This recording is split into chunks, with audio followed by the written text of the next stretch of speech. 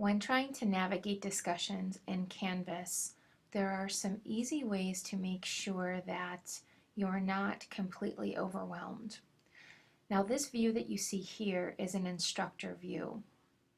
Forums that have a green check mark are published, and those that are gray are not.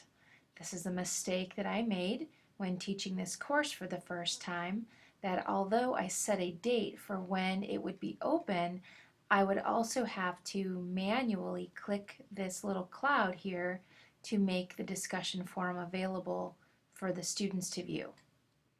So, in order to make the discussions a little bit less cumbersome or overwhelming, you need to try to focus on the unread posts. Over here you're going to see in week 2 I have 14 unread and 129 total posts. So what I'm going to do is I'm going to go into the week 2 discussion here just by clicking on it. And the first thing that I'm going to do is click unread. Now, what it's going to show me is all of the posts that I have not yet read. What I like to encourage everybody to do from this point forward, if you haven't already, is to do like Eric did and use somebody's first name so that they know automatically that you are talking to that person. If you want to comment on something that someone has said, all you have to do is click this button, View in Discussion, and it will take you exactly to where that post is within the discussion. Okay? So from here, you can reply to Eric. All right? Now I'm going to go, there are two ways I can go back to where I was before. I can go back up to the top and click unread, or I can click my back button and hope that it takes me back to the unread posts, which it did not. So therefore, let's click this and go back to unread. Now, when you're in the unread window, what you're going to notice is the posts do not automatically get marked as read. The posts automatically get marked as read when you go back to this discussion. I'm going to show you that just so that you can see what I'm talking about. So here I am. This is just all the posts are open. It's all kinds of crazy. There are so many things here to read, but look, Karen's post from yesterday. I spent just a few moments on it, but it automatically marked itself as read.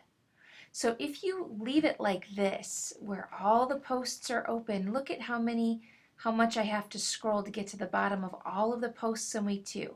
That could be a little bit crazy.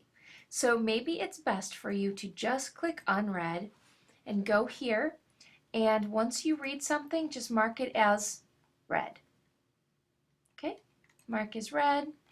He's not talking to me, mark it as read.